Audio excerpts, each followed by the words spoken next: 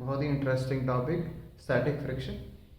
चलिए, तो दो सरफेसेस के बीच में जब भी फ्रिक्शन अप्लाइड होता है, the friction applied at rest state to maintain rest state of the object by balancing other forces acting along the contact surface। इसका मतलब ये है कि कॉन्टैक्ट सरफेस के अलॉन्ग जितने भी फोर्सेस लग रहे हैं या फिर नेट फोर्स जो अप्लाई हो रहा है उसको बैलेंस करने के लिए, ऑब्जेक्ट को रेस्ट स्टेट में रखने के लिए उसे बैलेंस करना पड़ता है। तो उसे बैलेंस करने के लिए जो भी फ्रिक्शन फोर्स अप्लाइड होता है that is called static friction. यानी कि सिंपल सी बात है कि जब भी स्टैटिक फ्रिक्शन अप्लाई होगा वो हमेशा रेस्ट स्टेट में ही अप्लाई होगा, मूविंग स्टेट में हमेशा काइनेटिक फ्रिक्शन अप्लाई होता है। या फिर ऐसा कह सकते हैं कि मूविंग स्टेट में जो फ्रिक्शन अप्लाई होता है उसका नाम हम काइनेटिक फ्रिक्शन देते हैं, और रेस्ट स्टेट में ऑब्जेक्ट को स्टेशनरी रखने के लिए जो फोर्स अप्लाई होता है that is called static friction, दो सरफेसेस के कांटेक्ट में आने के कारण। चलिए, तो इसे हम सेल्फ एडजस्टेबल फोर्स भी बोलते हैं। क्यों सेल्फ एडजस्टेबल फोर्स बोलते हैं? बिकॉज ये आउटर जो भी या एक्स्ट्रा जो भी फोर्सेस होते हैं उनको बैलेंस करने के लिए ये अपनी डायरेक्शन और अपनी वैल्यू को एडजस्ट करता है उनके इक्वल, और डायरेक्शन को उनके अपोजिट। मैग्नीट्यूड जो रहेगा वो ये इसका जो है वो अप्लाइड फोर्सेस के इक्वल हो जाएगा, अप्लाइड नेट फोर्स के इक्वल हो जाएगा जो अलॉन्ग द कॉन्टैक्ट सरफेस रहेगा, और डायरेक्शन जो रहेगी वो अपोजिट रहेगी, so that net force on the object must be zero. So this is the nature of static friction. Because of this nature it is called as self adjustable force. Okay, so let's discuss this concept with a basic example. Let me take an example over it so you will feel much better about this scenario. Okay, let's discuss. चलिए discuss करते हैं एक example के through. देखिए, यहाँ पे मैंने एक ब्लॉक बनाया है जिसे एक रफ सरफेस पे रखा गया है, राइट। और इस ब्लॉक पे मैंने एक कॉन्टैक्ट सरफेस के पैरेलल मैंने एक फोर्स अप्लाई किया है, let's call this to be capital F, right. और इस फोर्स को अप्लाई करने के बाद भी मेरी ऑब्जर्वेशन ये है कि ये जो ऑब्जेक्ट है वो रेस्ट में है। आप समझने के लिए ऐसा समझ लीजिए कि जैसे एक हैवी अलमीरा है जिस पे आप एक डायरेक्शन में फोर्स अप्लाई करते हैं तब भी वो रेस्ट में रहती है, राइट। तो यहाँ पे एक फोर्स अप्लाई होने के बाद भी ऑब्जेक्ट रेस्ट में है, तो ऐसा तभी पॉसिबल है जब इस फोर्स को कोई दूसरा फोर्स बैलेंस कर रहा होगा। नॉर्मल और एमजी खुद को एक दूसरे से बैलेंस कर रहे हैं वाई डायरेक्शन में, तो इस फोर्स को बैलेंस कौन कर रहा है? तो इस फोर्स को बैलेंस करता है एक ग्राउंड के थ्रू इस ब्लॉक को प्रोवाइड किया गया एक friction force. That friction is called static friction and which is opposite to this applied force. Because opposite होगा तभी बैलेंस कर पाएगा, तभी रेस्टेड है, राइट। सो ये पैरेलल रहता है बिल्कुल काइनेटिक फ्रिक्शन की तरह, लेकिन this is called as static. अब आप बड़े आराम से कह सकते हो ये रेस्ट में है, इसका मतलब यही है कि जो स्टैटिक फ्रिक्शन फोर्स जो रहेगा वो अप्लाइड फोर्स के इक्वल रहा होगा। तो स्टैटिक फ्रिक्शन की जो वैल्यू होती है ये हमेशा जो फोर्सेज अप्लाइड है अलॉन्ग द कॉन्टैक्ट सरफेस इनके बराबर और इनके अपोजिट रहती है। तो आई होप ये स्टैटिक फ्रिक्शन का कॉन्सेप्ट क्लियर होगा। अच्छा, हम आगे देखें तो स्टैटिक फ्रिक्शन की जो वैल्यू है वो जैसे जैसे हम फोर्स को इंक्रीज करते हैं वैसे वैसे स्टैटिक फ्रिक्शन की वैल्यू इंक्रीज हो रही है और इंक्रीज होती है। एक टाइम ऐसा आता है कि जब स्टैटिक फ्रिक्शन अपनी मैक्सिमम वैल्यू अटेन कर चुका होता है, यानी कि जब भी आप अलमीरा को भी पुश करते हैं तो वो एक लिमिट ऑफ फोर्स तक वो जो है रेस्ट पे रहती है। अगर आप एक लिमिट से ज़्यादा फोर्स अप्लाई करते हो तो वो अलमीरा भी मूव होती है, राइट, वो स्टार्ट हो जाती है। सो यहाँ पे हम देखते हैं कि जब वो स्टार्ट हो जा रही है, इसका सिंपल सा मीनिंग है कि स्टैटिक फ्रिक्शन जो रहेगा वो अपनी मैक्सिमम वैल्यू अटेन करके रुक जाएगा। इससे ज़्यादा वो मैक्सिमम वैल्यू, उस मैक्सिमम वैल्यू से ज़्यादा वैल्यू वो अटेन नहीं कर पाएगा। तो ये चीज़ों को होल्ड करने के लिए होता है, ये एम मास को रेस्ट पे रखने के लिए, पर इसकी भी अपनी एक लिमिट होती है, इसकी भी अपनी एक मैक्सिमम वैल्यू होती है जब तक ये होल्ड कर सकता है, जब तक ये एक्सटर्नल फोर्सेस को बैलेंस कर सकता है। अच्छा, उस लिमिट को क्या कहा जाता है? उसको एक स्पेसिफिक नाम दिया जाता है, that is limiting friction. Okay, let me right it for you that the maximum value of static friction maximum value of static friction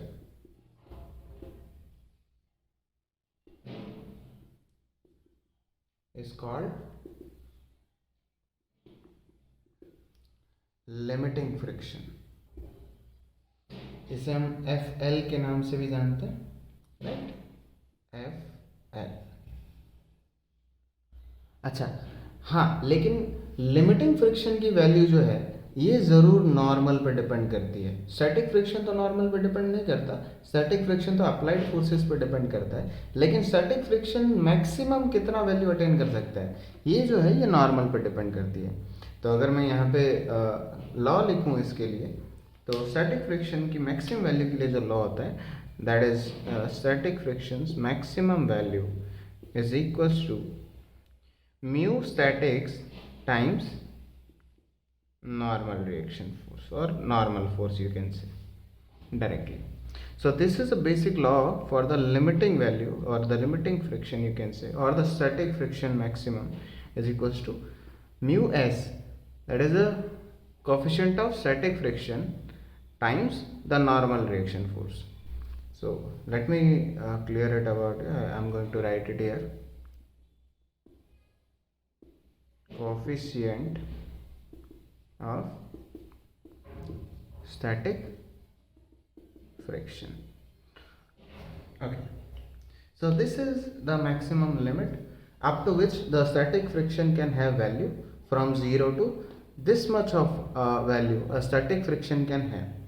It is up to it is based on the applied force, how much the force is being applied, how much force is going to balance by the static force, that will decide the value of the static friction. So let's discuss some examples over it. So we'll learn more about it with the examples. Okay, so let's see. This is example number 1.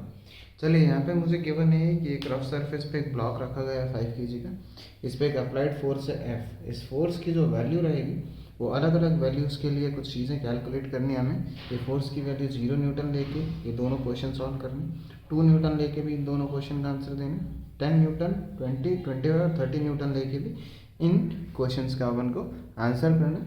Mu S और mu के दोनों values given है कि अगर static friction apply कर रहे हो तो 0.4 ले सकते हो म्यू एस, और म्यू के जो है वो 0.3, यानी काइनेटिक फ्रिक्शन अप्लाई करते हो तो कोफिशिएंट ऑफ काइनेटिक फ्रिक्शन जो है 0.3 रहेगा. जी की वैल्यू हम 10 लेके क्वेश्चन सॉल्व करेंगे ताकि कैलकुलेशन ईजी रहे हमारे लिए, कॉन्सेप्ट हम अच्छे से समझ पाएँ.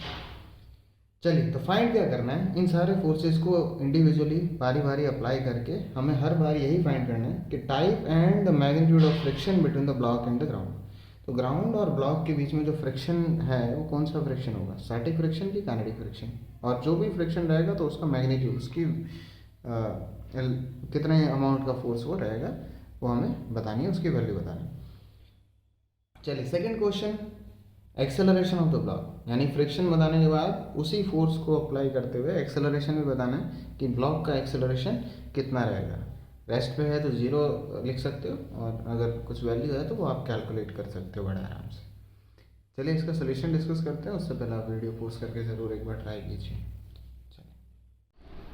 तो चलिए गाइस सोल्यूशन डिस्कस कर लेते हैं. फर्स्ट ऑफ ऑल जब भी हमें फ्रिक्शन के क्वेश्चन करने होते हैं तो सबसे पहले हम स्टैटिक फ्रिक्शन की मैक्सिमम वैल्यू कैलकुलेट कर लेते हैं, जिससे हमें ये ज़रूर पता चल जाए कि जो स्टैटिक फ्रिक्शन है वो अपनी मैक्सिमम वैल्यू कितनी रख सकता है, यानी कितने फोर्स तक को वो बैलेंस कर सकता है. ये बहुत ज़रूरी बात है, ये इसकी लिमिट होती है. तो सबसे पहले स्टैटिक फ्रिक्शन की वैल्यू मैक्सिमम वैल्यू कैलकुलेट कर ले रहा हूँ. लिमिटिंग फ्रिक्शन जिसे हम कह रहे हैं that is mu S times normal. As we know vertical direction में कोई भी मोशन नहीं होने की वजह से नॉर्मल और एम जी एक दूसरे को बैलेंस कर रहे हैं, और नॉर्मल की वैल्यू जो है वो एम जी के बराबर हो जाएगी, राइट. और नॉर्मल की वैल्यू इस तरीके से आती है 50 मास टाइम्स जी, जी की वैल्यू में 10 ले रहा हूँ. तो लिमिटिंग फ्रिक्शन की वैल्यू जो आ जाती है that is 0.4 times 50 that is 20 Newton, यानी कि इनके बीच में जो फ्रिक्शन होगा वो सिर्फ 20 न्यूटन तक के फोर्स को बैलेंस कर पाएगा, यानी फ्रिक्शन की मैक्स टू मैक्स वैल्यू कितनी हो सकती है 20 न्यूटन. चलिए अब पहला क्वेश्चन देखते हैं कि फर्स्ट क्वेश्चन है कि अप्लाइड फोर्स अगर 0 न्यूटन है, यानी कि मैं यहाँ पे कोई भी फोर्स अप्लाई नहीं करूँ तब फ्रिक्शन एक्ट कर रहा है क्या, इसका आंसर होगा नहीं, तब कोई भी फ्रिक्शन एक्ट नहीं करेगा, क्योंकि स्टैटिक फ्रिक्शन की हैबिट है कि वो अप्लाइड फोर्सेस को बैलेंस करते हैं। जब कोई फोर्सेस ही अप्लाइड नहीं है, नेट फोर्स ही नहीं है, तो स्टैटिक फ्रिक्शन की नीड नहीं आएगी। पर फिर भी करने का तरीका क्या रहता है, किसी भी क्वेश्चन को देखो, the force is 0 newton, as we know the applied force is less than the maximum value of the static friction. देखिए मैक्सिमम वैल्यू, स्टैटिक फ्रिक्शन की मैक्सिमम वैल्यू से अभी तक हमने कम ही फोर्स अप्लाई किया। जब तक हम कम ही फोर्स अप्लाई करेंगे स्टैटिक फ्रिक्शन की मैक्सिमम वैल्यू से, तब तक जो है ऑब्जेक्ट रेस्ट में ही रहेगा, it will remain at rest, so the friction will be static. यहाँ पे कोई भी फ्रिक्शन नहीं है, मैंने लिखा है, वो ऑटोमेटिकली आ जाएगा। स्टैटिक फ्रिक्शन कितना होता है, वो हमेशा अप्लाइड फोर्स के बराबर होता है, तो स्टैटिक फ्रिक्शन अप्लाइड फोर्स के बराबर होगा इसी केस में, और यहाँ पे 0 है तो वो 0 ही हो जाएगा। चलिए इसी तरीके से हम सेकंड केस देखते हैं। तो चलिए सेकंड पार्ट डिस्कस करते हैं इसका।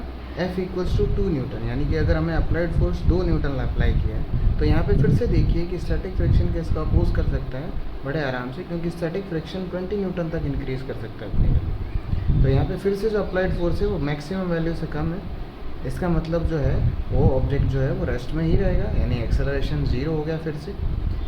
अब रेस्ट पे है तो फ्रिक्शन रहेगा, वो रहेगा स्टैटिक फ्रिक्शन, और स्टैटिक फ्रिक्शन की वैल्यू हमेशा किसके इक्वल हो जाती है, अप्लाइड फोर्स के इक्वल हो जाती है। अप्लाइड फोर्स 2 न्यूटन है, तो उसी को बैलेंस करने के लिए 2 न्यूटन फ्रिक्शन, स्टैटिक फ्रिक्शन पीछे की तरफ आ जाए। चलिए थर्ड पार्ट देखते हैं। चलिए थर्ड पार्ट में फिर से देखते हैं, अभी भी अप्लाइड फोर्स 10 न्यूटन है, अभी भी वो स्टैटिक फ्रिक्शन से कम है, sorry maximum value of static friction से कम है, लिमिटिंग फ्रिक्शन से कम है अप्लाइड फोर्स। तो इसका मतलब अभी भी जो है ऑब्जेक्ट मूव नहीं कर पाएगा, वो रेस्ट में रहेगा, एक्सेलरेशन अभी भी 0 ही रहेगा। जो नेचर होगी फ्रिक्शन की, जो टाइप होगा वो होगा स्टैटिक फ्रिक्शन, और स्टैटिक फ्रिक्शन हमेशा किसके इक्वल होता है, ये अप्लाइड फोर्स के इक्वल। यानी कि जैसे जैसे मैं ये फोर्स बढ़ा रहा हूँ, वैसे वैसे स्टैटिक फ्रिक्शन भी उसको बैलेंस करने के लिए अपनी वैल्यू बढ़ा रहा है, लेकिन स्टैटिक फ्रिक्शन भी अपनी एक वैल्यू, एक लिमिट तक बढ़ा पाएगा, दैट इज ऑफ 20 न्यूटन, इससे ज़्यादा नहीं बढ़ा पाएगा। तो चलिए यहाँ पे तो 10 न्यूटन तक पहुँचा हूँ मैं, तो 10 न्यूटन भी इंक्रीज़ करके मैंने फोर्स की वैल्यू कर दी, तो स्टैटिक फ्रिक्शन भी अपनी वैल्यू 10 कर लेगा, और ऑब्जेक्ट अभी भी रेस्ट पे ही रहेगा। चलिए नेक्स्ट देखते हैं। तो चलिए फोर्थ पार्ट देखते हैं। अगर मैंने 20 न्यूटन ही अप्लाई कर दिया, अगर मैंने 20 न्यूटन अप्लाई कर दिया, तब भी जो फ्रिक्शन रहेगा वो अपनी वैल्यू 20 न्यूटन भी कर सकते हैं, तो उसको बैलेंस करेगा, और लिमिटिंग फ्रिक्शन जो है और जो अप्लाइड फोर्स है वो लिमिटिंग फ्रिक्शन के इक्वल हो, तब भी ऑब्जेक्ट मूव करना शुरू नहीं करेगा और वो रेस्ट पे ही रहेगा, तो हम ये कहेंगे कि एक्सेलरेशन अभी भी 0 है। बट स्टैटिक फ्रिक्शन रहेगा, और स्टैटिक फ्रिक्शन की जो वैल्यू है वो अप्लाइड फोर्स के अभी भी बराबर रहेगी, दैट इज़ 20 न्यूटन। अब अगर हम इससे ज़्यादा वैल्यू बढ़ाएंगे फोर्स की, तो स्टैटिक फ्रिक्शन जो है वो अपनी वैल्यू 20 से ज़्यादा इंक्रीज़ नहीं कर पाएगा, तो स्टैटिक फ्रिक्शन का कॉन्सेप्ट ख़त्म हो जाएगा, वहीं पे रुक जाएगा, और काइनेटिक फ्रिक्शन अप्लाई करना शुरू हो जाएगा। वहाँ से हमें काइनेटिक फ्रिक्शन की वैल्यू इस म्यू के की हेल्प से निकालनी पड़ेगी। तो जब मोशन स्टार्ट हो जाएगा तो काइनेटिक फ्रिक्शन निकालना पड़ेगा, और उसके अकॉर्डिंग हमें एक्सेलरेशन ऑब्जेक्ट का निकाल पाएंगे। चलिए आगे देखते हैं। चलिए एक और केस डिस्कस कर लेते हैं। तो फिफ्थ केस है कि अगर मैंने 20 न्यूटन से ज़्यादा, मान लो 25 न्यूटन अप्लाई कर दिया, तो 25 न्यूटन अगर मैं अप्लाई करूँगा तो ये लिमिटिंग वैल्यू से, स्टैटिक फ्रिक्शन की लिमिटिंग वैल्यू से ज़्यादा है। तो अब जो है स्टैटिक फ्रिक्शन जो है वो ऑब्जेक्ट्स को उस स्टेशनरी स्टेट में होल्ड नहीं कर पाएगा, तो ये जो ऑब्जेक्ट है वो मोशन स्टार्ट कर देंगे। अब यहाँ से हमें पता चला कि अभी मोशन स्टार्ट होगा तो यहाँ पे जो काइनेटिक फ्रिक्शन है वो रोल प्ले करेगा। तो यहाँ पे हम देख सकते हैं कि F is greater than Fl, so the object will accelerate. Now the kinetic friction will take place, and what is the value of kinetic friction over here, that can be calculated by mu k times the normal reaction force, that is 0.3 into 50, that is 15 Newton.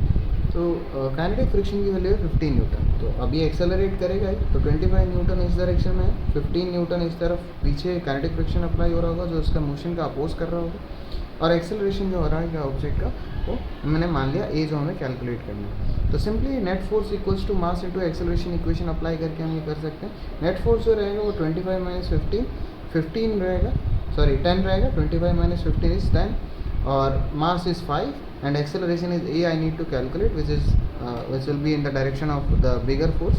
The acceleration will be 2 meter per second on the rightward direction, as you can see. So let's do the last part of that question, that is 6th part. I think you can also do this part, but still I'll give the solution. Okay, let's discuss. Last part देखते हैं। अगर 30 Newton force applied है तो force अब जो है limiting value से फिर भी ज़्यादा है, तो इसका मतलब ये ऑब्जेक्ट जो है मोशन में रहेगा, स्लाइड करेगा, तो काइनेटिक फ्रिक्शन का रोल प्ले आएगा। काइनेटिक फ्रिक्शन फिर से हमें कैलकुलेट करने की ज़रूरत नहीं है, वही रहेगा 15 न्यूटन, राइट। तो अब यहाँ पे हमने फोर्सेस का डायग्राम देखा, तो 30 न्यूटन का फोर्स आगे की तरफ लग रहा है, 15 ही लगेगा काइनेटिक फ्रिक्शन पीछे की तरफ, और एक्सेलरेशन जो रहेगा वो नेट फोर्स जो कि आप देख पा रहे हो 15, right, that is mass is 5 and a is the acceleration, where acceleration will be force by mass, that is 15 by 5, that is 3 meter per second square, as we can see clearly. So I hope you got a clarification about the concept of static friction and kinetic friction, right? So I'll take some more examples for the better understanding of your on the friction, right? So we'll discuss some more example on the basis of static and kinetic friction, and we always do first step as to calculate limiting friction, right? So that we can decide whether the block is going to be at rest or in motion state or in a moving state. So thank you so much. We'll take more example on it, and okay, so we'll discuss it further. So चलिए students next example discuss करते हैं। तो यहाँ पे एक 5 kg का block रखा है रफ सरफेस पे, जिसका स्टैटिक फ्रिक्शन कोफिशिएंट 0.2 है और काइनेटिक फ्रिक्शन कोफिशिएंट 0.1 है, और इस ब्लॉक पे 50 न्यूटन का फोर्स 37 डिग्री हॉरिजॉन्टल से अप्लाई हो रहा है, और इस ब्लॉक का हमें एक्सलेरेशन फाइंड करना है। तो सबसे पहले आपको पता है क्या करना है, लिमिटिंग वैल्यूज चेक करनी होती है और हमें देखना होगा कि मूव करेगा कि नहीं करेगा। उसके बाद अगर मूव करता है तो काइनेटिक फ्रिक्शन का कॉन्सेप्ट हमें यूज़ करना है, ठीक है। तो चलिए पोज करके सॉल्व कर सकते हो आप। आगे बढ़ते हैं, इसके सोल्यूशन देखते हैं। चलिए सो हेलो स्टूडेंट्स, चलिए सोल्यूशन डिस्कस कर लेते हैं बराबर। तो सबसे पहले मैंने नॉर्मल और mg को शो किया और इस 50 न्यूटन के कंपोनेंट्स कर लिए, राइट, जिसका 50 cos 37 कंपोनेंट जो कि बनेगा 40 न्यूटन और ऊपर की तरफ बनेगा 30 न्यूटन। तो यहाँ से मैं वर्टिकल फोर्सेस बैलेंस कर लेता हूँ। तो देखिए नॉर्मल प्लस 30 जो है वो 50 के इक्वल होगा, और नॉर्मल की वैल्यू जो आ जाएगी वो 20 हो जाएगी। तो वाई डायरेक्शन में कोई मोशन नहीं होने के कारण वाई डायरेक्शन के फोर्सेस बैलेंस करेंगे। तो नॉर्मल की वैल्यू हम इस तरीके से पहले भी निकालते हैं। तो नॉर्मल की वैल्यू आ गई 20, तो जो नॉर्मल की वैल्यू आती है उसी से हम जो है लिमिटिंग फ्रिक्शन की वैल्यू कैलकुलेट करते हैं। लिमिटिंग फ्रिक्शन की वैल्यू का मतलब है कि वो फ्रिक्शन जो मैक्सिमम जो है अप्लाइड फोर्सेस जो कि कॉन्टैक्ट सरफेस के अलॉन्ग अप्लाइड है उनको बैलेंस करते हैं। तो फ्रिक्शन की बेसिकली स्टैटिक फ्रिक्शन की मैक्सिमम वैल्यू, यानी कि इसको ऑब्जेक्ट को रेस्ट में रखने के लिए मैक्सिमम फ्रिक्शन फोर्स अपनी वैल्यू कितनी बना सकते हैं, that is limiting friction, that is mu S times N. इसको सॉल्व करते हैं तो म्यू एस हमें 0.2 गिवन है, नॉर्मल हमने कैलकुलेट किया 20, तो 4 न्यूटन आता है। यानी कि ब्लॉक और ग्राउंड के बीच का जो फ्रिक्शन फोर्स है वो अपनी वैल्यू बढ़ाकर सिर्फ 4 न्यूटन तक बढ़ा सकता है, 4 न्यूटन कर सकता है मैक्सिमम यहाँ पे। लेकिन अब देखिए कि सरफेस के पैरेलल जो फोर्स लग रहा है दैट इज़ 40 न्यूटन, जो उसको आगे के लिए पुल कर रहा है। तो 40 न्यूटन जो है वो 4 न्यूटन से काफ़ी ज़्यादा है। तो स्टैटिक फ्रिक्शन जो है वो उस ऑब्जेक्ट को रेस्ट पे नहीं रख पाएगा बेसिकली। तो लिमिट क्रॉस हो चुकी है, इसलिए जो ब्लॉक रहेगा वो एक्सेलरेट करेगा, और जब ब्लॉक एक्सेलरेट करता है तो अब स्टैटिक फ्रिक्शन का कोई काम नहीं करता, वहाँ पे कॉन्सेप्ट आता है काइनेटिक फ्रिक्शन का। तो फिर से हमें नॉर्मल तो निकाल ही रखा है हमें, तो काइनेटिक फ्रिक्शन की वैल्यू कितनी आएगी वो म्यू के टाइम्स एन करके निकालेंगे और एक्सेलरेशन देखते हैं। चलिए, तो स्टैटिक फ्रिक्शन का काम यहीं तक था। स्टैटिक फ्रिक्शन या लिमिटिंग फ्रिक्शन हमने चेक किया कि लिमिटिंग फ्रिक्शन से हमने पता लगाया कि स्टैटिक फ्रिक्शन का क्वेश्चन है कि काइनेटिक फ्रिक्शन का क्वेश्चन है। तो यहाँ से हमें पता चला कि ये काइनेटिक फ्रिक्शन का क्वेश्चन है, राइट। तो इसको काइनेटिक फ्रिक्शन की तरह कर लेते हैं। आगे और ऐसे काफ़ी सारे एग्जाम्पल देंगे जिनमें स्टैटिक फ्रिक्शन के क्वेश्चन बनेंगे। चलिए देखते हैं, आगे देखते हैं। तो चलिए काइनेटिक फ्रिक्शन की कैलकुलेशन कर लेते हैं। तो काइनेटिक फ्रिक्शन जो रहेगा म्यू के टाइम्स एन रहेगा। म्यू के की value 0.1 into 20, that is 2 Newton force apply होगा जब ये मोशन स्टार्ट हो जाएगा। तो यहाँ पे हम नेट फोर्स कैलकुलेट कर लेते हैं कि 40 न्यूटन आई डायरेक्शन में लग रहा है या ईस्ट डायरेक्शन में लग रहा है या along x axis. Opposite direction में 2 न्यूटन का फोर्स लग रहा है जो कि काइनेटिक फ्रिक्शन आपको प्रोवाइड करेगा। तो 40 - 2 will be the net force, 38 divide by mass is 5 kg। सो अगर हम ऐसा करते हैं तो हमारे पास इस ब्लॉक का एक्सप्रेशन आ जाता है, दैट इज 7.6 मीटर पर सेकंड। तो यहाँ पे हर क्वेश्चन में हमें लिमिटिंग फ्रिक्शन की वैल्यू निकाल के जरूर चेक करना पड़ेगा। इसलिए जब भी क्वेश्चन करते हैं फ्रिक्शन का तो हमेशा लिमिटिंग वैल्यू सबसे पहले कैलकुलेट करके रखिए, राइट।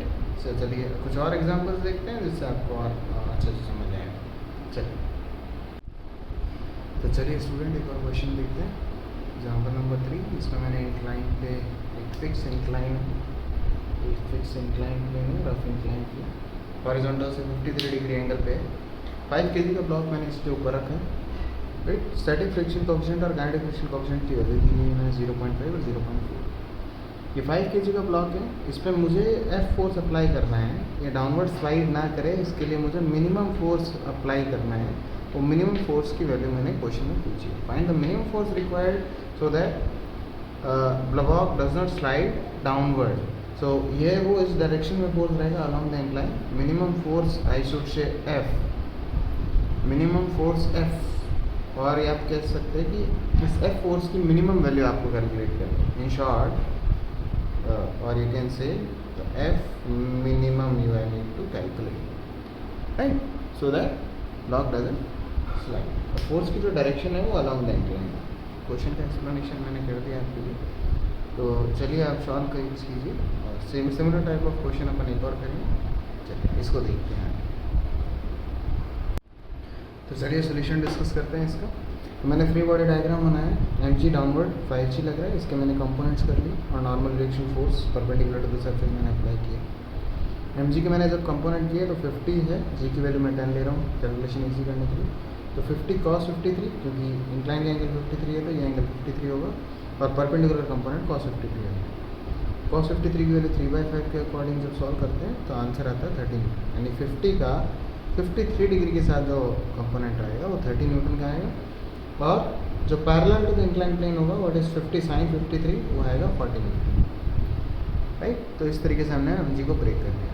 तो एक फोर्स जो है वो इसको इस तरफ पुल कर रहा है और एक जो है डाउन द इंक्लाइन पुल कर रहा है, और इसको सपोर्ट करने के लिए एक नॉर्मल रिएक्शन फोर्स लगेगा, क्योंकि perpendicular to the incline plane कोई भी तरह का मोशन नहीं होगा। इसलिए हम कह सकते हैं कि जो नॉर्मल होगा उसकी वैल्यू जो होगी वो 30 होगी, राइट। वो बैलेंस कर रहे हैं एक दूसरे। तो वर्टिकल डायरेक्शन में नेट फोर्स 0 है, इसलिए n इक्वल्स टू क्या हो जाएगा 30 हो जाएगा। चलिए अब n की वैल्यू निकालने से हमें क्या पता चला, इससे हमें ये पता चलेगा कि लिमिटिंग फ्रिक्शन की वैल्यू क्या होगी। लिमिटिंग फ्रिक्शन यानी स्टैटिक फ्रिक्शन की मैक्सिमम वैल्यू क्या हो सकती है।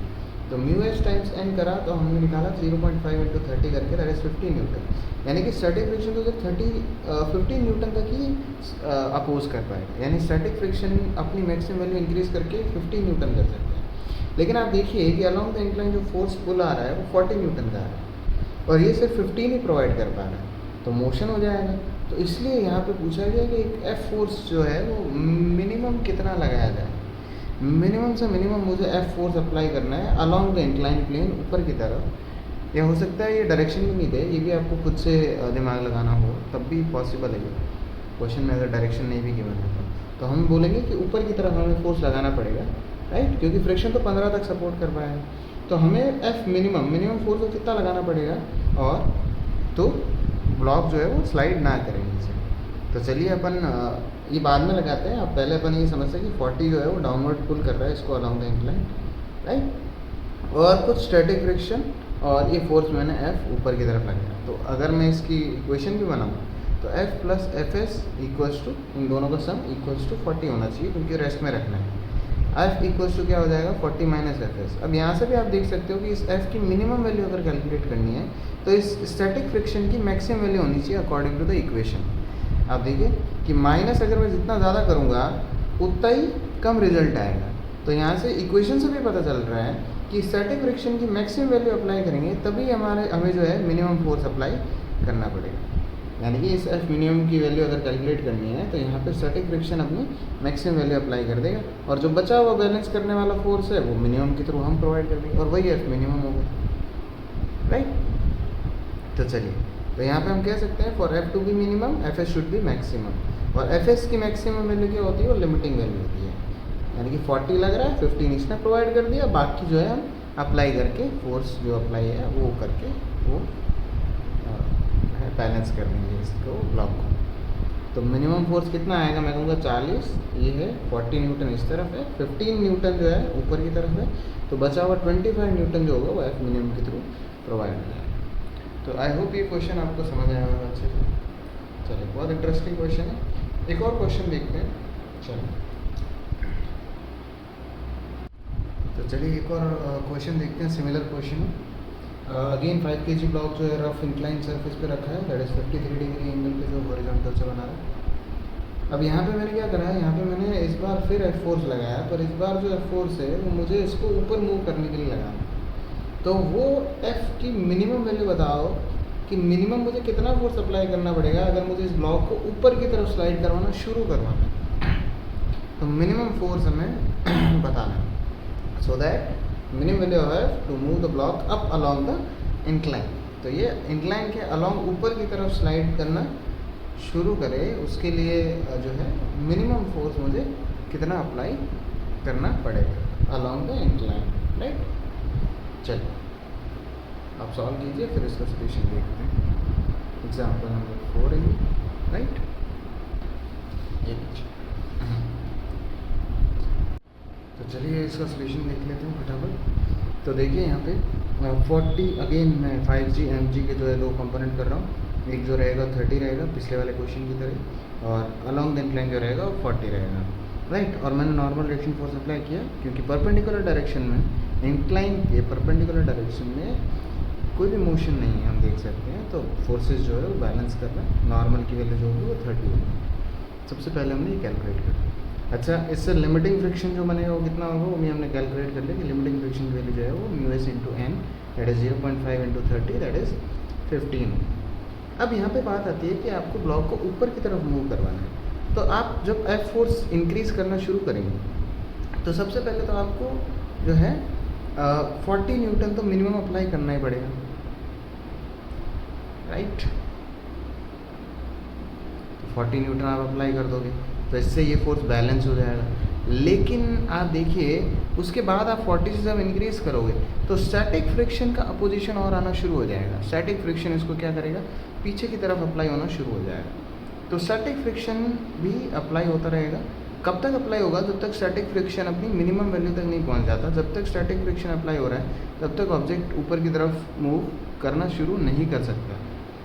तो ये कब तक अपोज करेगा, ये स्टैटिक फ्रिक्शन जब कब तक ऑब्जेक्ट को रेस्ट पे बनाए रखेगा, जब तक मेरा फोर्स जो है वो स्टैटिक फ्रिक्शन और इस 40 न्यूटन दोनों को ओवरकम नहीं करेगा, है ना। तो स्टैटिक फ्रिक्शन को की मैक्सिमम वैल्यू को ओवरकम करने का मतलब है कि यहाँ पे जो स्टैटिक फ्रिक्शन है वो कितना हो जाएगा, मैक्स टू मैक्स 15 हो सकता है, राइट। तो 40 के बाद जितना भी मैं इंक्रीज़ करूँगा वो स्टैटिक फ्रिक्शन के लिए या स्टैटिक फ्रिक्शन को ओवरकम करने के लिए करता रहूँगा। दैट इज मीन्स मुझे 15 न्यूटन और एक्स्ट्रा क्या करना पड़ेगा, अप्लाई करना पड़ेगा। तो सिंपल सा मीनिंग ये है कि एफ जो रहेगा मेरा वो 40 प्लस एफ एस रहेगा, राइट। तो 40 प्लस एफ एस में एस की वैल्यू यानी स्टैटिक फ्रिक्शन की वैल्यू जब तक रहेगी जब तक ये मूव नहीं कर पाएगा। तो स्टैटिक फ्रिक्शन को ओवरकम करने के लिए मुझे स्टैटिक फ्रिक्शन की मैक्सिमम वैल्यू तक जो है स्टैटिक फ्रिक्शन को पहुंचाना पड़ेगा। और स्टैटिक फ्रिक्शन की मैक्सिमम वैल्यू होती है लिमिटिंग फ्रिक्शन, दैट इज़ 15। तो 40 प्लस एफ एल, तो 40 प्लस 15 दैट इज़ 55 न्यूटन मुझे फोर्स मिनिमम अप्लाई करना पड़ेगा अगर मुझे इस ब्लॉक को ऊपर की तरफ स्लाइड कराना है। 55 पे भी नहीं होगा, that is a minimum force. इससे ज़्यादा फोर्स अप्लाई करोगे तो ज़रूर जो ब्लॉक है वो ऊपर की ओर स्लाइड करना शुरू कर देगा।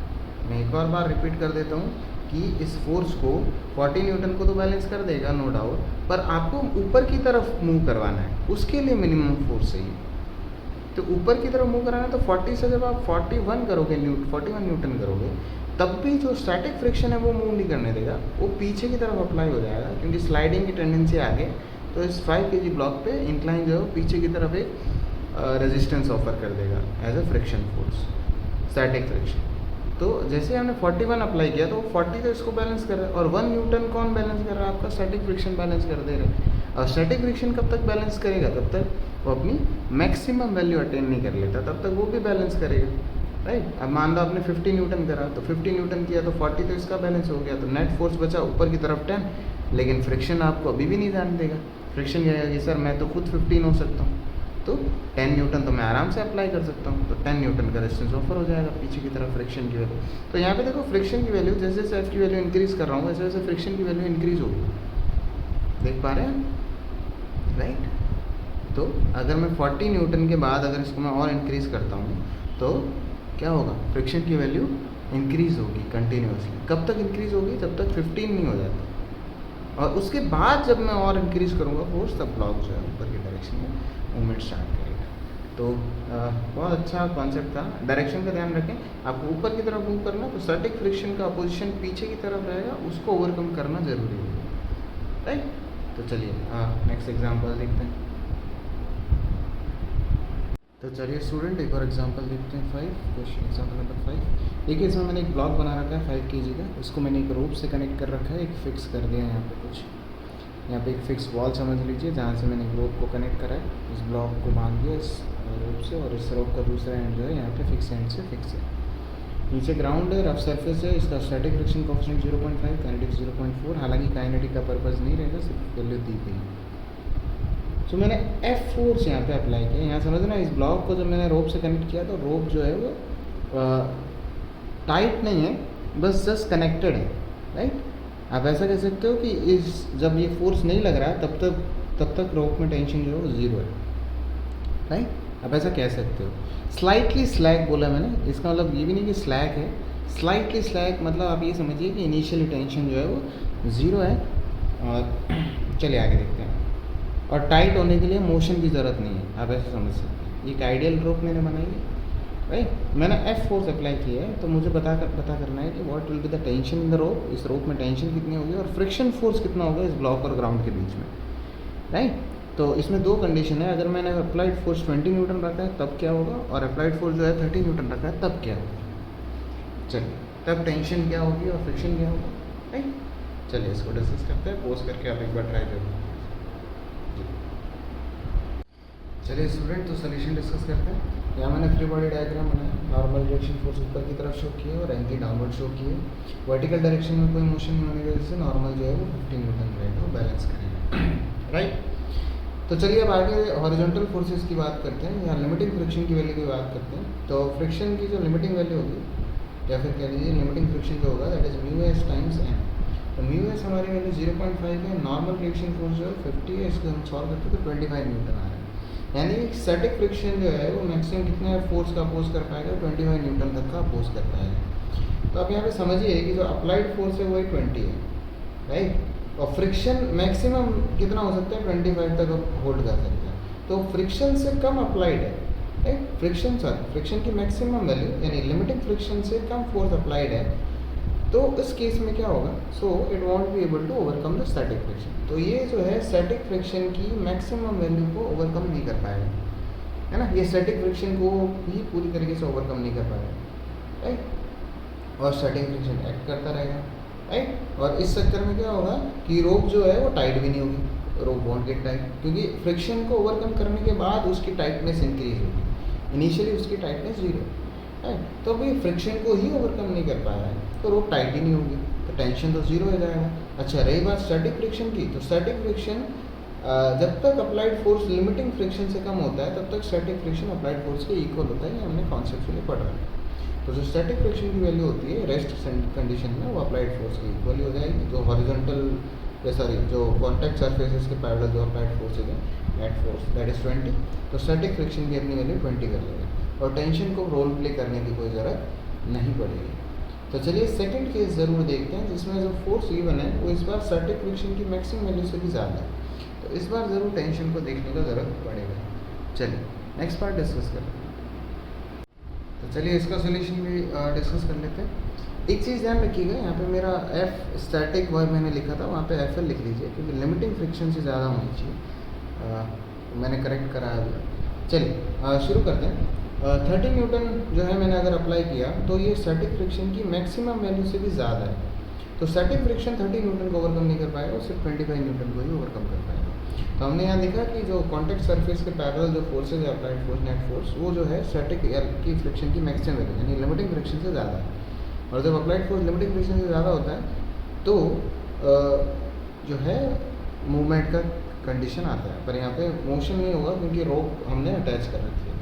तो यहाँ पे क्या होगा, 30 न्यूटन हमने अप्लाई किया, 25 हमने अप्लाई किया, तो 25 तो सी बैलेंस हो रहा है, पर 25 से ज़्यादा जितना भी हम अप्लाई करेंगे वो इसकी टेंशन को इंक्रीज़ करने के काम आएगा, राइट। सो स्टैटिक फ्रिक्शन को तो ओवरकम कर लेंगे हम, पर टेंशन को अभी भी ओवरकम नहीं कर पाएंगे, तो टेंशन इंक्रीज़ होती जाएगी धीरे धीरे।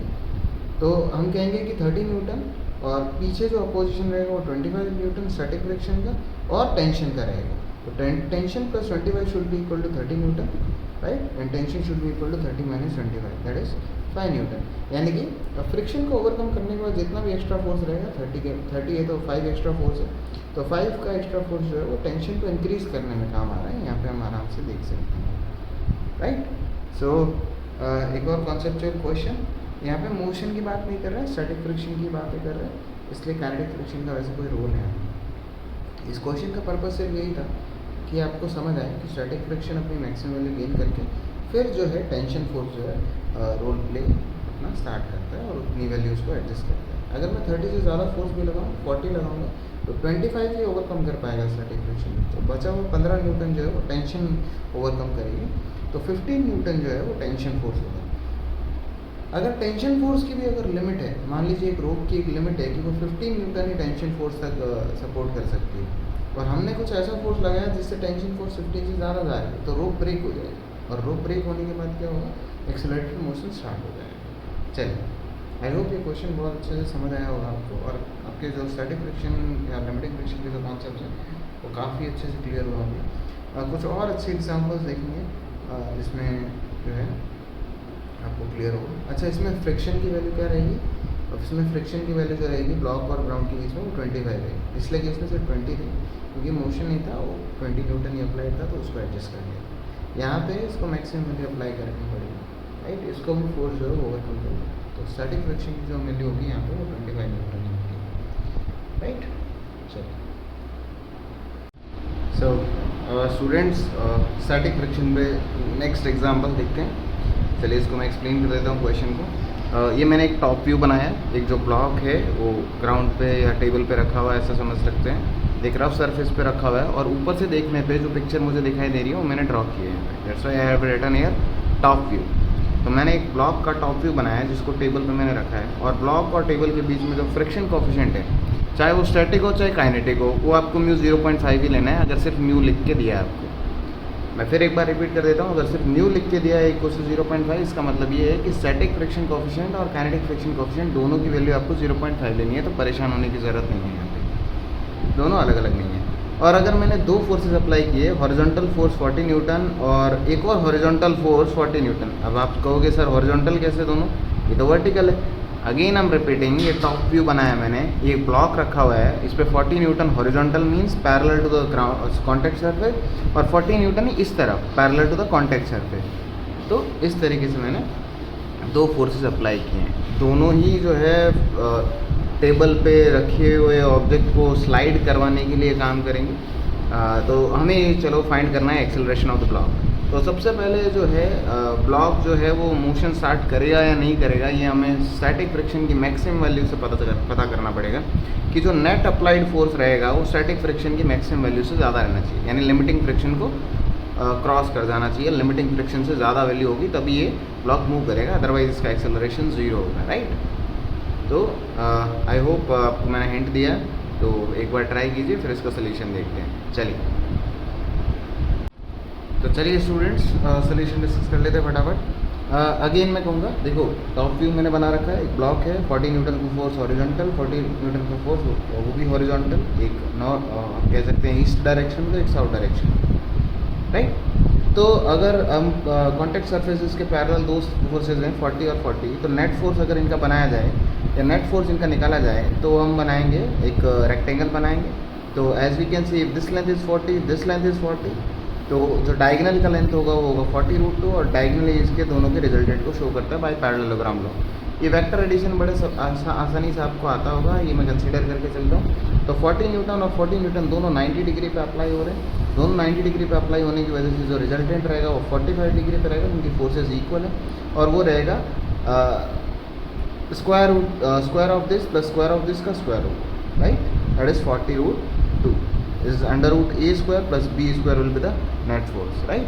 Where a is 40 Newton, b is 40 Newton. तो अगर आप ये फॉर्मूला अप्लाई करते हैं तो नेट फोर्स बड़े आराम से निकाल लेंगे, दैट इज 40√2 न्यूटन. तो नेट फोर्स जो बन रहा है इस पे, और नॉर्मल और एम भी फोर्सेज लग रहे हैं, तो नॉर्मल रिएक्शन फोर्स बिल्कुल ऊपर की तरफ आ रहा है जो मैंने डायरेक्शन शो की है डॉट से, और एम जो रहेगा वो डाउनवर्ड रहेगा, जो कि इनवर्ड टू द बोर्ड रहेगा, इनवर्ड टू द प्लेन रहेगा, दैट इज मैंने इसको क्रॉस डायरेक्शन से शो किया एम को. तो इस डायरेक्शन में कोई मोशन नहीं होने की वजह से जो नॉर्मल रिएक्शन रहेगा वो एम को बैलेंस करेगा, वो मैंने यहाँ पे लिख दिया. तो इस वजह से क्या रहेगा, नॉर्मल जो है 100 आ जाएगा. और नॉर्मल निकालना इसलिए ज़रूरी होता है क्योंकि हमें लिमिटिंग फ्रिक्शन की वैल्यू निकालनी होती है कि फ्रिक्शन जो मैक्सिमम कितना होल्ड कर सकते हैं, that is mu times m. वो मैं निकाल लेता हूँ, that is mu times m g करके, दैट इज़ 50 न्यूटन. यानी कि फ्रिक्शन, स्टैटिक फ्रिक्शन की जो मैक्सिमम वैल्यू हो सकती है दैट इज़ 50 न्यूटन. यानी कि फ्रिक्शन अगर रोक के रख सकता है या अपोज कर सकता है किसी फोर्स का, वो है 50 न्यूटन, राइट. पर यहाँ पे तो अलॉन्ग द सरफेस जो फोर्स लग रहा है दैट इज़ 40√2. और आप कुछ लोग सोच रहे होंगे कि 40√2 छोटा होता है 50 से, बट नहीं, ऐसा नहीं होता है. 40 और √2 की वैल्यू होती है 1.414. आप इसको भी करके देखो तो आपको पता चलेगा ये 50 से ज़्यादा है. तो as we can say that applied forces are greater than the friction, and obviously जो फ्रिक्शन जो रहेगा वो किस डायरेक्शन में रहेगा, जिस तरफ स्लाइडिंग की टेंडेंसी रहेगी या फिर स्लाइडिंग हो रही होगी उसके जस्ट अपोजिट डायरेक्शन में रहेगा. तो नेट फोर्स के अपोजिट मैंने फ्रिक्शन को मार्क किया है.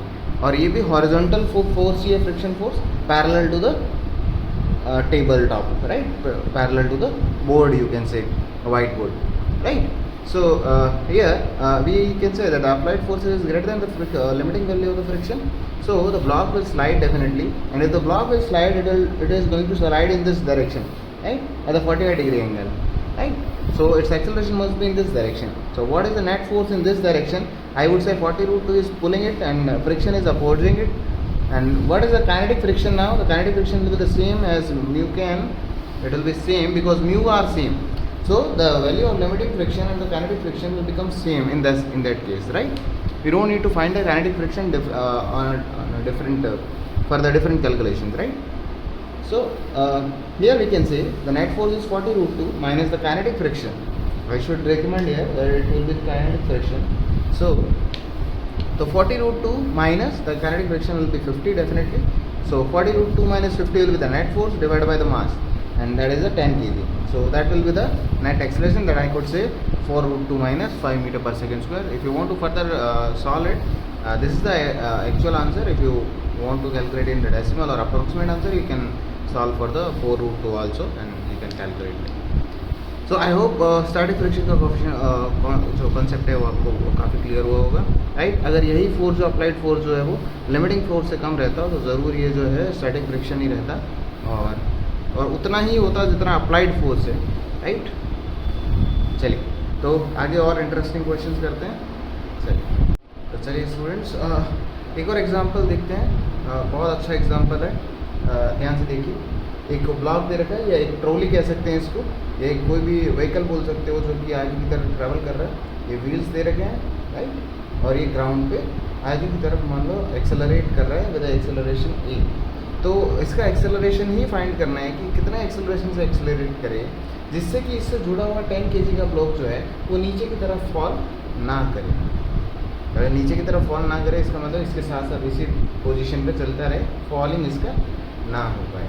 और ये बोला गया है कि इसका जो फ्रंट फेस है और ये जो ब्लॉक है, इन दोनों के बीच में जो फ्रिक्शन कोएफिशिएंट है दैट इज 0.5.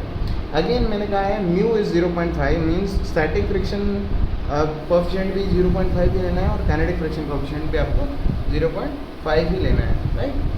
तो चलिए द क्वेश्चन की डिमांड ये है कि इसका एक्सेलरेशन मिनिमम से मिनिमम क्या रखा जाए सो दैट ये ब्लॉक जो है वो इस पर नीचे की तरफ स्लाइड ना करे, राइट. इसके साथ साथ चले लेकिन नीचे की तरफ फॉल ना करे. चलिए ट्राई कीजिए, फिर इसका सोल्यूशन डिस्कस करते हैं.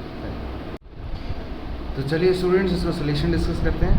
सबसे पहले फोर्सेस मार्क कर लेते हैं. एक वेट फोर्स डाउनवर्ड मैंने अप्लाई किया 10 kg पे, that is 100 newton, right. m into g, 10 kg mass है और g की वैल्यू मैंने 10 ली है, तो वेट फोर्स हो जाएगा वो 100 हो जाएगा. अब यहाँ पे देखिए कि दो कॉन्टैक्ट सर्फेसिस के कारण यहाँ पे परपेंडिकुलर एक नॉर्मल रिएक्शन फोर्स अप्लाई होगा ब्लॉक पे, और ब्लॉक करेगा ट्रॉली पे अप्लाई. ट्रॉली पे अप्लाई होने वाले फोर्सेस से हमें मतलब नहीं रहेगा क्योंकि हमें ब्लॉक का मोशन को ऑब्जर्व करना है. यहाँ देखिए तो नॉर्मल लग गया perpendicular to the contact surface, और अलॉन्ग द कॉन्टैक्ट सरफेसेस आता है फ्रिक्शन, ये वेट फोर्स इसको डाउनवर्ड पुल करने के लिए की टेंडेंसी प्रोवाइड करेगा, तो फ्रिक्शन फोर्स ही है ऐसा जो उसे अपोज करके उसे डाउनवर्ड फॉल से बचा सकते हैं, राइट। तो अगर ये इसका ए का एक्सेलरेशन ए है तो इसका भी हॉरिजॉन्टल डायरेक्शन में एक्सेलरेशन जो रहेगा वो ए ही रहेगा, राइट, क्योंकि दोनों हॉरिजॉन्टल डायरेक्शन में एक ही जैसे चलेंगे, राइट। अगर इसका एक्सेलरेशन भी ए है तो इसका भी एक्सेलरेशन ऑटोमेटिकली ए ही होगा, राइट। सो मैंने एक 10 kg ब्लॉक की फ्री बॉडी डायग्राम बनाया जिसमें मैंने नॉर्मल शो किया, वेट फोर्स डाउनवर्ड शो किया, एक्सेलरेशन ए शो किया और पीछे की तरफ फ्रिक्शन एफ शो किया है। अब यहाँ पे मज़े की बात है कि ये चाहते हैं कि ये फॉल ना हो, तो फ्रिक्शन जो रहेगा वो स्टैटिक फ्रिक्शन ही रहेगा, तभी फॉल नहीं होगा, राइट। क्योंकि अब यहाँ पे देखिए कि अगर ये फॉल ना हो तो फॉल की कंडीशन क्या होगी, दैट स्टैटिक फ्रिक्शन की वैल्यू जो है that must be greater than equal to 100, right. और यू कैन से कि जो लिमिटिंग फ्रिक्शन होगा इनके बीच का, जो मैक्सिमम वैल्यू ऑफ फ्रिक्शन है वो क्या रहना चाहिए, 100 से ज़्यादा या इक्वल रहना चाहिए। So no motion for in the y direction, the condition should be that the applied forces along the contact surface, right, must be less than the limiting value. So if this condition applies, then the block doesn't move in the y direction. That we are studying from the basics of the examples, right?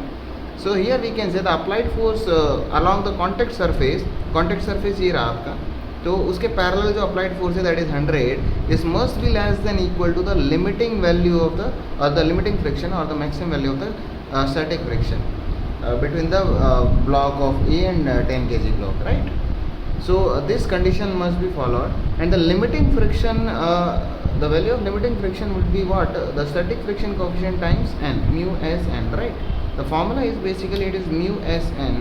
As we know, the mu s is given by 0.5, given by the question, that is 0.5, and the normal reaction force you can calculate. The acceleration of the block is a and the force is only one, normal, so that net force equals to mass times acceleration.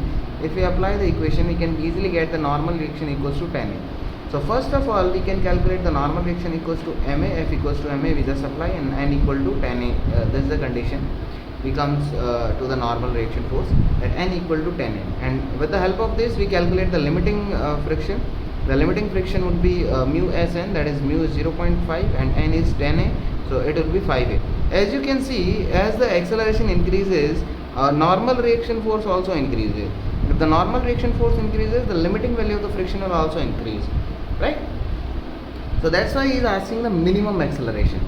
Now here, if no motion condition, FL should be greater than 100, and FL is basically, we have calculated in terms of acceleration, that is 5 times A must be greater than equal to 100. So acceleration must be greater than equal to 100 over 5. So acceleration must be greater than equal to 20 meter per second. Here we comes with the result 20 meter per second. So the minimum acceleration of the trolley A will be 20 meter per second square.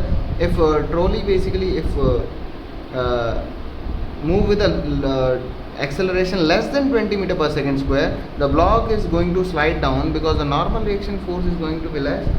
So the block is going to slide down and it is going to accelerate in the downward direction also, right? And there will be a new question on that part also. There will be further a question can be added if this is moving in the downward direction and it is also moving with the acceleration A in the horizontal direction, so he can ask you for the calculating the net acceleration of the 10 kg block. That may be the question also, but right now we are discussing that part only, right? So I hope you got a feeling of that question, what is the question is saying, and you understand the solution, what does how does we solve